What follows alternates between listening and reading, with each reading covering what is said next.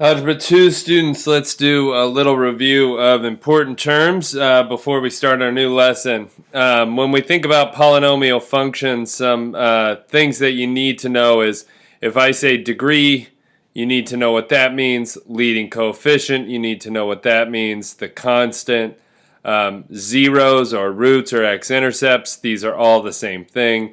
What multiplicity or repeated roots are. What do I mean when I say standard or factored form? So standard is, when it's all written out as different terms. Factored is when it's written as factors of zeros. What the rational root theorem is, how it works, and then long division and synthetic division and how to use those to rewrite polynomial functions. So remember, the idea is that we use long division or synthetic division to find things that divide polynomials evenly. Not everything's going to divide a polynomial evenly. There are two theorems that I've glossed over that I think are worth knowing. One is called the factor theorem. Pretty simple idea. It says if f of x is a polynomial function and x minus c is, it says if you have a polynomial function f of x, then x minus c is a factor if and only if when you take f of x and you divide by x minus c, you get no remainder. We've been using that. It's pretty obvious that if you get no remainder, then we know this is a factor. It divides it evenly. It doesn't have to be just x minus c. It could be something like ax squared plus bx plus c is a factor. Anything that has no remainder when it divides a polynomial function is a factor of that polynomial function. Another important idea that we haven't talked about is this idea of synthetic substitution. Synthetic substitution is exactly like synthetic division, except it gives you a different idea. So if I told you f of x was equal to 2x to the fourth minus x cubed plus 5x plus 1. If you tried to divide this polynomial by x minus 3, and so you put a little 3 up here in the box, write the coefficients 2, negative 1, 5, 1. Don't forget, I did this intentionally and I'm trying to get a different color in here. Don't forget to have a 0 for the x squared term. So if you go ahead and you do this division, drop the 2, multiply, get a 6, add up, that gives you 5. Multiply, get a 15, add up, here we are at 15, multiply, get a 45, add up, get 50, and then multiply, get 150, and then add these together, get 151.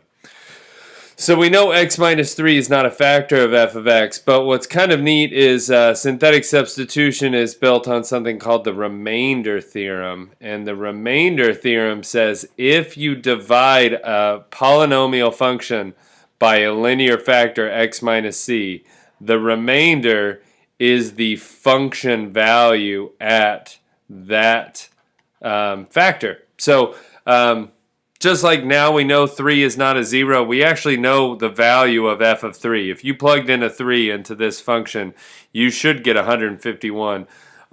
Sometimes with really complicated polynomial functions, this idea of synthetic substitution is helpful for plotting points or at least getting a few points. Moving forward, I'm going to give you a couple theorems that I can't even remember the names. They're just ideas. One says if you have a polynomial function where all coefficients are rational. If all the coefficients are rational, then any irrational 0 of the form a plus the square root of b will also have its conjugate as a 0. That only works if you don't have a polynomial with irrational coefficients, but it's rare that we'll see something like this, square root of 2 times x cubed plus x squared minus x root 5 plus 2. This function may not have conjugate pairs of irrational zeros because all the coefficients, if we look at them, the coefficients are not all rational numbers. 2 of them are, and 2 of them are irrational.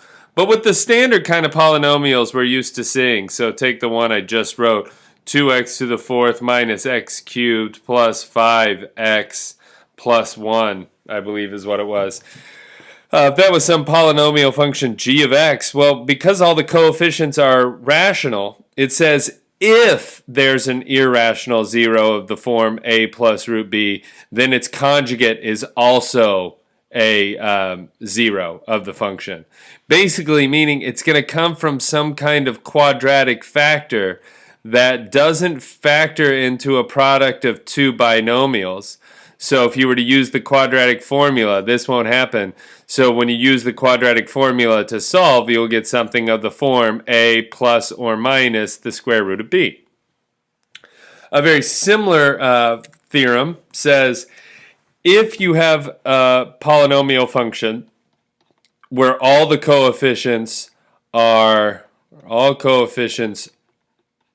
real numbers. So remember, real numbers mean no imaginary parts. Then any imaginary zero of the form a plus bi will show up of the form a minus bi. So you're going to get two zeros that are in conjugate forms as long as all the coefficients are real. Now again, x squared minus ix plus 1, not all your coefficients are real. You've got this imaginary coefficient, so all bets are off. But how often have we seen that? Not very often. So how do we use those two theorems, or what are the kinds of questions I'm going to give you with these two theorems? I'll say something like, write the polynomial. Write a polynomial function of least degree. Of least degree that has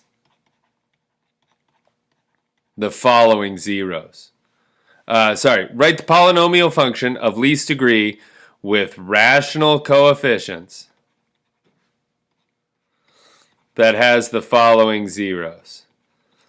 Let's say it has the x-intercepts or zeros of, let's say 3, 2 plus the square root of 5, and 4 minus 3i. Well, based on those last two theorems I gave you, because it has 2 plus root 5, we know it has 2 minus root 5. Because it says rational coefficients, so it has to have irrational conjugate pairs. Same rationale, we can prove, or we can say it has to have the zero 4 plus 3i. So now when we think of least degree, what is the smallest degree polynomial that's going to have, if we count them, 1, 2, 3, 4, 5 zeros? Well, that's going to be a 5th degree polynomial. Now, I might also have to add that it has a leading coefficient of 1, because you can take any polynomial function and multiply by whatever you want. You won't change the zeros, but there's actually an infinite number of polynomial functions that have these zeros. The other thing is the least degree is important is because what if this root happens 85 times? Well, then it's no longer a 5th degree polynomial. So we're going to say that this root only happens once. So let's write those down. I'm going to need a little bit more room. So let's say your zeros are 3, 2 plus or minus root 5, and 4 plus or minus 3i. The best way to do this problem is to write out, okay, what it means if you have a 0. That means x minus 3. Watch what I do here. It also means x minus parenthesis 2 plus root 5. And x minus parenthesis 2 minus root 5. And then close that parenthesis. And then if we have x minus 4 plus 3i and x minus 4 minus 3i. Now, I will give you some advice. You are free to follow it or ignore it, but I will tell you my advice is good advice, and I would take it if I were you. The first thing is to distribute this negative sign, and notice that you get x minus 2 minus root 5, and then x minus 2 plus root 5. And then over here, notice that you get x minus 4 minus 3i, and you get x minus 4 plus 3i. If you pay really close attention in algebra, you know there's a property called the associative property, which says you can change the order. And the associative property is really important in this case, because if I organize this as something minus root 5 times the same thing plus root 5, then I get to use the difference of two squares and say, oh, this is going to factor to x minus 2 quantity squared minus root 5 quantity squared. And over here, this is going to multiply to x minus 4 quantity squared minus 3i quantity squared. So notice what I did here. I said this is an a minus b, and this is an a plus b, and here I have a squared minus b squared. I did the same thing over here, a minus b, a plus b, and I get a squared minus b squared. You are welcome to take x times negative 4, x times 3i, take negative 4 times x, negative 4 times negative 4, and negative 4 times 3i, and negative 3i times x, negative 3i times negative 4, and negative 3i times 3i squared. And I promise you, if you do it and you are organized, it will simplify to x squared minus 8x plus 16 plus 9. And over here, if you do the same thing as I just described with x times negative 2, x times root 5, etc., you'll get that this will simplify to x squared minus 4x plus 2 minus 5. Don't forget, the entire time this is being multiplied by x minus 3. And so here I have x minus 3 times x squared minus 4x minus 3 times, I'm going to use this different color, times x squared minus 8x plus 25. Now at this point, it's your correct answer, and I'm not done. I'm just putting a box around that because I'm going to have to clear the slide here. You're not done at this point, but it's all about, can you stay organized? So watch how I multiply this out, and I'm going to try to memorize these numbers and get them all written out correctly. All right, here we go. We got x minus 3 times x squared minus 4x minus 3 times x squared minus 8x plus 25. Okay, so watch how I multiply this out. I am actually going to choose to leave the x minus 3 out second. So this says a times b times c. Make sure you're careful and you don't distribute here. It's just three numbers being multiplied. So first thing, I am going to multiply these two quadratic trinomials together, and that is going to give me x to the 4th minus 8x cubed plus 25x squared, and then I did x squared times everything there. Now I'm going to do negative 4x cubed plus 32x squared, and then we have minus 100x, and then lastly I'll do the negative 3, and I will get minus 3x squared minus 24x, plus 24x, and then minus 75. Good? Now I'm going to collect all the like terms there, and notice how I organize that. So now I have x minus 3 times, I've got x to the 4th minus 12x cubed. Let's see, 22 plus 32 plus 54x squared minus 76x minus 75. Now I do the exact same thing again. X to the 5th minus 12x to the 4th plus 54x to the 3rd minus 76x squared minus 75x.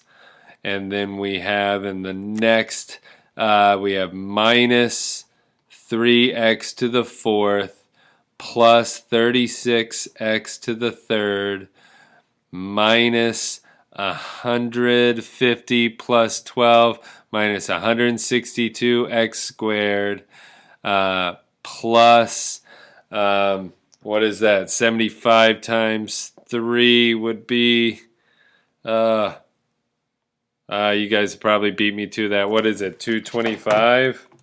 70. I'm actually using a calculator to make sure I get it right. Yeah, 225 plus 3. So 228x and then plus 225. Now we write this down with all of our like terms.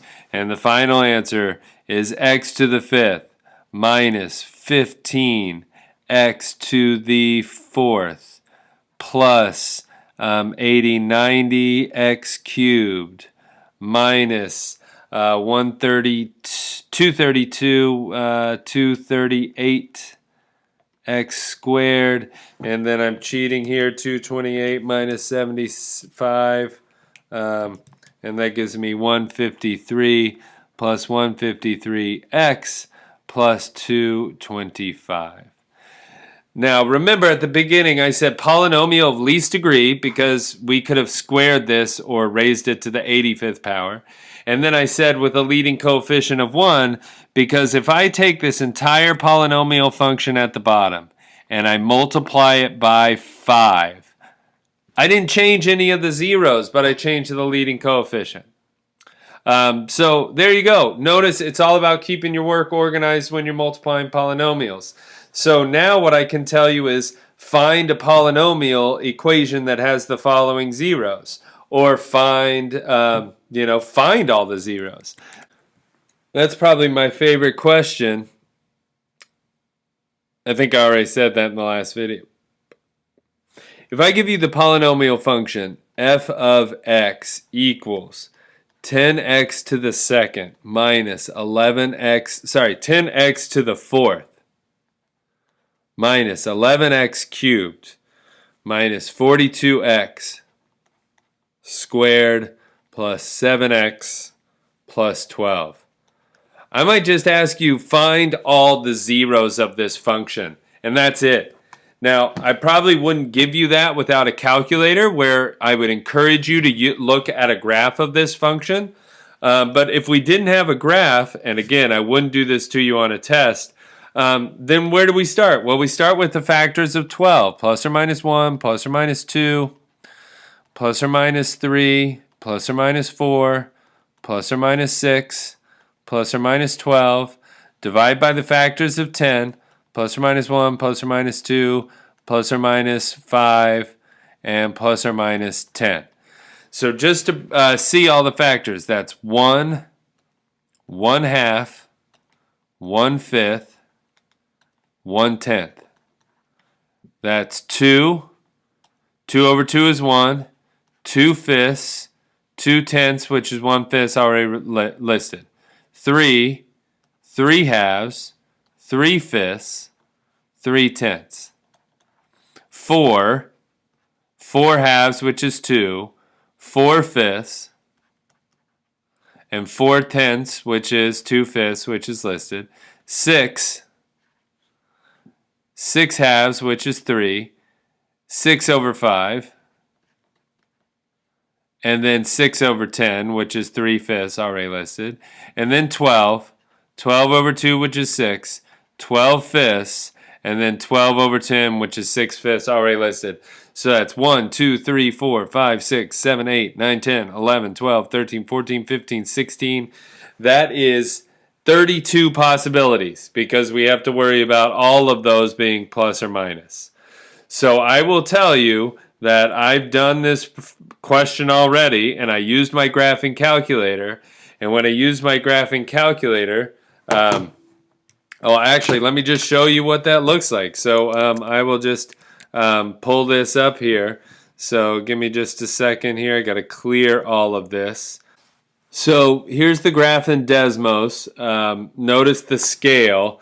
the y is going from negative 80 to 60, and x is between negative 4 and 6. And when I look at this graph, I can see 0.5, negative 0.5 is a nice number, and 0.6 is a nice number. Negative 0.5 is 1/2, and 0.6 is 3/5. These don't look too nice, so watch what happens when we go back to that problem. We just found two good candidates for our polynomial function. So negative 1/2, and then we're going to also do positive 3/5.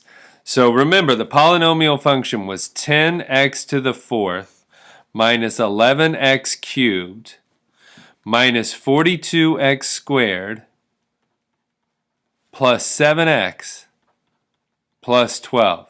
That was f of x. So we used a graphing utility to eliminate, of those 32 guesses, 30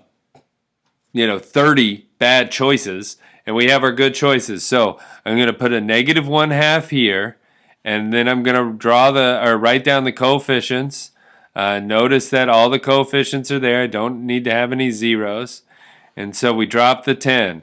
That gives me a negative 5, and this a negative 16. Here we get a positive 8.